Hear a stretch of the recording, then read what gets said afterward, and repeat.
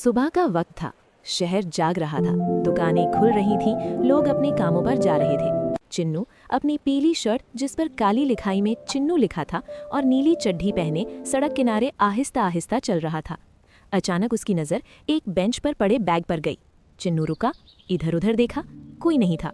उसने बैग खोला, अंदर किताबें थीं, एक पानी की बोतल और एक छोटा सा डब्बा जिसमें 2 रोटियां रखी थीं। चिन्नू ने फौरन बैग बंद कर दिया। वो समझ गया ये किसी बच्चे का स्कूल बैग है जो कहीं खो गया है। वो बैग उठाकर चल पड़ा, मगर अपने लिए नहीं।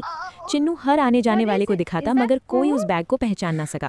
कुछ देर बाद उसे एक छोटा बच्चा नजर आया जो रोता हुआ अपनी माँ से कह रहा था, मेरा बैग खो गया।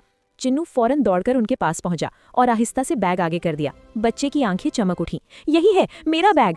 माँ हैरान रह गई, ये वापस ले आया? चिन्नू खामोश खड़ा रहा, न तालियां चाहिए न शुक्रिया। वो बस मुड़ा और वापस चल दिया। पीछे से बच्चे की आवाज आई, अम्मी ये बंदर नहीं, ये अच्छा इंसान है। चिन्नू ने सुना मगर रुका नहीं, क्योंकि नेकी वो होती है जो बताए बगैर की जाए। शहर की सुनसान होती सड़क पर चिन्नू अकेला खड़ा था, पीली शर्ट पहने जिस पर काली लिखाई में चिन्नू लिखा था और नीली चड्ढी में। उसके हाथ में एक छोटा सा लकड़ी का बोर्ड था जिस पर सिर्फ एक लफ्ज लिखा था, सब्सक्राइब। उसकी आंखों में हल्की सी नमी थी, जैसे वो कुछ कहना तो चाहता हो मगर कह ना पा रहा हो।